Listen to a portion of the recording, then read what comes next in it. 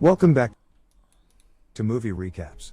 Today I will show you a horror film from 2010, titled Devil. Spoilers ahead. Watch out and take care. A man can be seen cleaning the inside of a building when suddenly a body falls on the truck outside.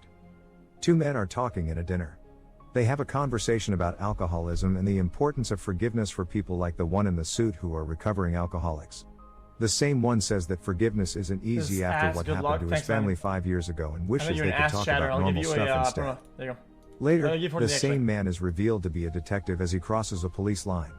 Another cop takes him to a crime scene and shows him the dented truck with the dead body on top. He checks the out body and looks up at the buildings surrounding the truck. The other detective can't believe a jump with such a force can happen from buildings that small. The first detective notices that there is no glass on the pavement surrounding the truck and thinks that it rolled out to the place where it was found. The two detectives walk around a corner to find a building that would better match their crime scene. Next to a modern-looking skyscraper, the characters are introduced one by one. First is the man in the hoodie lingering, then the man with a red tie, passing by him and walking inside the building. Oh, I actually like that. Next is the security guard, picking up the phone at the reception desk and the old lady seen standing in the middle of the lobby, confused.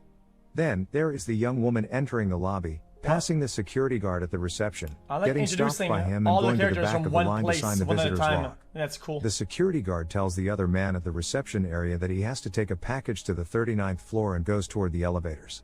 The guy with the red tie and the old lady want to go inside an elevator, but because it's full, they take the other one that just arrived empty behind them. They walk in and the security guy walks in with them too. As the door starts closing, someone calls out to wait and the young woman from before walks in too. After her, another person yells, grabs the doors after no one helps him and walks inside. It's the same guy with the hoodie. Once they're all inside, the elevator starts moving, but very suddenly, stops and jams. Meanwhile, an older security guard is watching a hockey game in the main security room. A younger security guard walks in the room and they chat about the game. He notices that one of the elevators is in inspection mode, so the older security guard calls the building engineer about the problem, while the engineer is trying to fix a broken window high up in the building. The guard tells the engineer to check on the elevator first, because there are people stuck inside. Back in the elevator, the security guard is getting anxious. The old lady keeps pressing him about emergency procedures, but he doesn't know because he's a temp.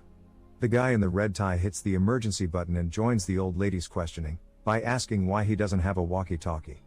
A voice comes on from the comm system in the elevator, telling them that he knows they're stuck and that there is an engineer on the way to see what's wrong. Why does nobody have a fucking phone? The older security guard is the one talking to them over comm and asks them to say something in the camera, which makes him figure out that there is something wrong with the microphone and he can't hear them. The security guard on the elevator tries calling the lobby from his cell phone, but gets no signal, so the young woman gives him her phone. The call is short and loses signal fast. Music starts playing in the elevator and the guy in the red tie starts singing, annoying everyone inside. The building engineer is on his way to the machine room at the top, where the wind sweeps off his hat and he almost falls off the side. Okay. Back down at the foot of the building, the two detectives are approaching and talking. The detective from the diner finds glass on the pavement and they see a man nearby sweeping more glass. He tells the man to stop doing that and declares the place a crime scene. A huge chunk of glass falling from the building, almost killing his partner, confirms his suspicion. Back inside the building, the engineer is seen checking the elevator from the shaft.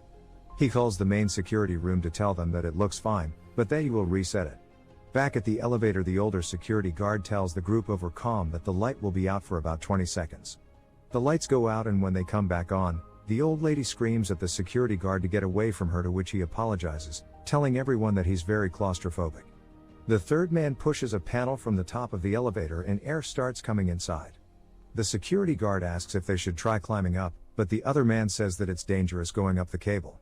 Back at the machine room, the engineer asks the main security if the reset worked, and when they answer that it didn't, he says he'll go check out the problem from the basement. The two guards in the main security office talk about the broken window in the building and how someone might have jumped off it that morning. The younger one is very concerned to hear that. Back on the elevator, the man in the red tie gives the old lady his business card. The group starts having a conversation prompted by a comment he makes about the old lady. He tells them that he knows how to tell if someone is rich or not and compares the old lady to the young woman, saying that the younger one's clothes look expensive. She turns her back at him, but quickly reacts, saying that he grabbed her behind. As the lights in the elevator start flickering, the older guard in the main office calls the engineer asking if he is doing that. Don't be weird. The engineer says that he's just looking at the elevators from below and that it looks fine from there too. He pulls a lever on the side of the elevator and asks if that helped. The older security guard informs the engineer that there had been no change, so he says he will go back on the roof and reset it manually. Literally the most lights in the useless elevator fucking flicker mechanician ever. They're watching it happen from the main office, when the younger guard sees something strange on the screen that scares him. The engineer hears a strange noise and follows it under the elevators. Chasing after it, he almost gets crushed by an elevator dropping down the shafts. The lights in the elevator flicker again and then go out completely. Strange noises are heard in the elevator, as the lights go on and off. When the light comes back on for the third time, the young woman is lying on the ground. The guards in the main office ask what's going on, when the younger one notices that the young woman's back is hurt. The people inside are panicking. Red tie man notices that he has blood on him and tries to hide it from the others. The young woman says that it felt like something bit her, so the third man asks if anyone has anything sharp that might have hurt her. The security guard in the elevator then sees the blood on the man with the red tie. As he tries to explain that she just fell on him, the security guy goes to frisk him for a weapon. The guards watching for the security room decide that they need to call the police, since there has now been an assault inside the elevator. Outside of the building, the cop from the diner is talking to forensics, when the call about the elevator comes in. He sees that the call is about the building with the broken window and takes the case, bringing along his partner. Back at the main office, the younger guard finds the footage from the moment he saw something strange on the screen and shows it to the older one, who dismisses it as just grain. The younger one grabs his cross, certain he'd seen something evil, but the older one tries to calm him down. Inside of the elevator, the security guard and the third man try to pry open the doors. Even if they could, they don't know if there's an opening in the shaft they could climb to. The old lady is afraid that the elevator is just dangling and might drop down. The man in the red tie tries to help with the doors, but is sent to the back of the elevator away from the others so to keep an eye on him, still thinking that he hurt the young woman. In the meantime, the two detectives arrive at the main security office where the older guard shows them the security camera and explains the assault. He tells them that the others in the elevator think the man in the red tie was to blame. After the detective assesses the situation, he tells the security guards that they should ask for a repairman from the elevator company and tells his partner to call the fire department. He then asks about the people inside, particularly interested about the security guard.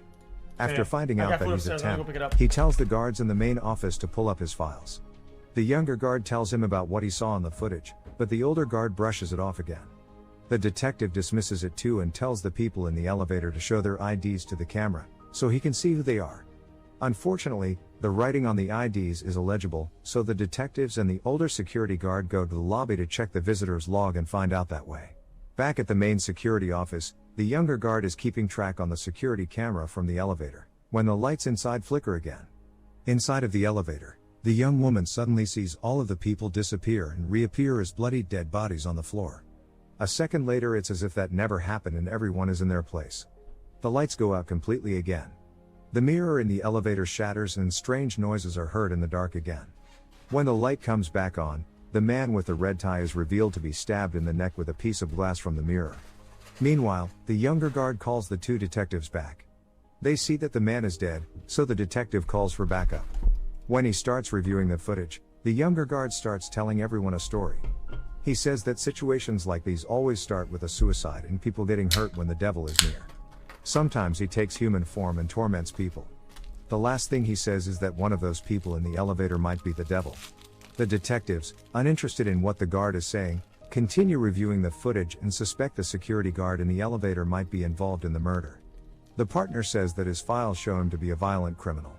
The group inside the elevator is also talking about who the murderer might be. The fire department arrives at the building. In the main security office, the detective tells the people inside the elevator that the place is a crime scene now. The detective doubts that what happened was an accident, but says the people don't look like killers. He gets an idea and asks one of them to volunteer. He then tells the man to take out a piece of paper from the dead man's pocket. The man raises up a letter to the camera, which the people in the office decipher and realize the dead man was going to see someone in the building. The detectives go to meet with the fire department first, and after the detective from the diner goes to the level of the building with the broken window. Forensics tell him that the suicide note the jumper left is very strange, with the words "I can hear the devil's footsteps draw near" written last. Outside of the elevator, the firemen try to pry its doors open, but they won't budge. Inside, one of the men is trying to get out the top of the elevator, but the security guard pulls him back down. thinking he's trying to escape. The detective is talking to the person from the building that was supposed to meet with the dead man from the elevator. He finds out that he was a scam artist and asks the person for a list of the people he has scammed. Back at the elevator, the people start frisking one another. Meanwhile, at the main security office, the detective is back and tells his partner that one of the people probably didn't sign in. If they were out to kill the man with the red tie, they wouldn't be stupid enough to do that. He gives him the other list and tells him to compare the two. Then he goes over to the security guards, and the young guard shows him the face from the footage, but in turn the detective shows him the apology note that was left by the person that killed his wife and child in a car crash. He says that people can be evil without the help of the devil. While they're talking, the old guard is reviewing the footage, when he finds the moment when the young woman thinks someone grabs her. The footage doesn't show anyone doing it. The detective thinks she's lying and becomes suspicious of her too. They see the people in the elevator frisking each other and tell them to stop. Inside the elevator, an argument starts up again, and the old lady threatens to pepper spray the security guard. He grabs the spray from her hands. In the main security office, the older guard is calling the engineer, telling him to stop disappearing. The engineer is climbing down the elevator cable and can't get his walkie-talkie to answer. He slips down the cable and a chain from his protective gear tears open. Inside the elevator, the security guard is taunting the old lady with the expired pepper spray, when something heavy drops on top of the elevator. They can hear the old guard's voice from the top. In a moment, blood starts coming in from the top panel. They can still hear the walkie-talkie and figure out that it's the engineer that fell. They can't break off the panel to help. The detective goes to the roof to check on the shaft and sees the engineer on top of the elevator, probably dead. Tells everyone that the people inside of the elevator can hear the walkie-talkie and that they should switch channels. He orders the fire department to get inside the elevator, trough the wall. The firemen start digging trough the wall. Looking trough the footage in the main office, they see that the old lady was stealing wallets. The detective comments that all of them were bad people. As he's looking at the screen, the footage from the security cam glitches again and shows all of the people inside dead, but only the cop can see that. Next, they find footage with the third man and see that he had a satchel with him when he walked in the lobby, but no satchel in the elevator. The lights in the elevator start flickering again, then go out. The security guard lights a match and there's something strange next to it. When the lights come back on, the old lady is strung up on one side of the elevator, dead. The detective sees that on screen and calls for a lockdown of the building, with everyone inside going to the lobby. The older guard goes to the basement. The detective and the younger guard are the only ones in the office, so the younger guard says there is a reason that they are the devil's audience. Inside the elevator, the two men take the old lady's body down. Meanwhile, the detectives look for the satchel and find it in a restroom near the lobby. The satchel has tools inside that the detectives suspect might be used to rig an elevator. Back in the main office, the younger guard is left alone, so he starts reciting prayers over the comm. The people in the elevator don't like what he's doing. They talk a little, but quickly a fight between the two men ensues. The young woman is calling for the security guard to kill the other man. Back in the main office, while the guard is still praying, the detectives walk in and see what's happening in the elevator. They order the people to back away and put their hands on the walls. As the people in the elevator settle down, the cop asks the younger guard how his story ends. He tells him that they all die. His partner then tells him that the young woman has a record too, that she was married to a rich man and that she was in the building to see a lawyer. The two of them run in the lobby and find the lawyer. The only information he can reveal is that they should look into the people closest to her and that his specialty is forensic accounting. The detective asks to get the woman's husband on the phone. Meanwhile, the old security guard is in the basement and turns off the water. He informs the firemen and they continue breaking trough the wall.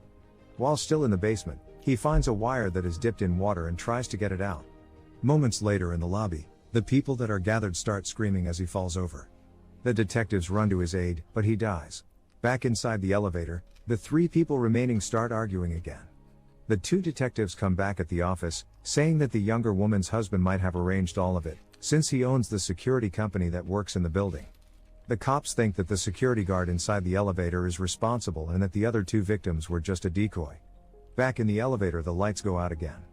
The detective tells them to use their phone screens as flashlights, but their phones get ripped out of their hands. The lights go out and the next time they come back on, the security guard is dead. The two people left grab a piece of glass in a panic and stand prepared to defend themselves. Desperate, the detective asks the younger guard how he can help them. He tells him that they should take responsibility for who they are.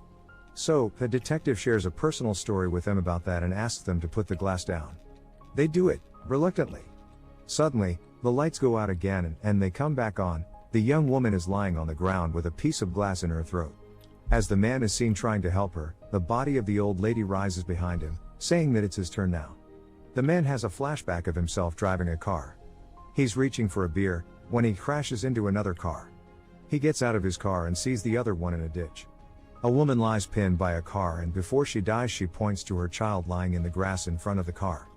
The man can't believe what he has done and leaves the scene, leaving a note on the window of the other car.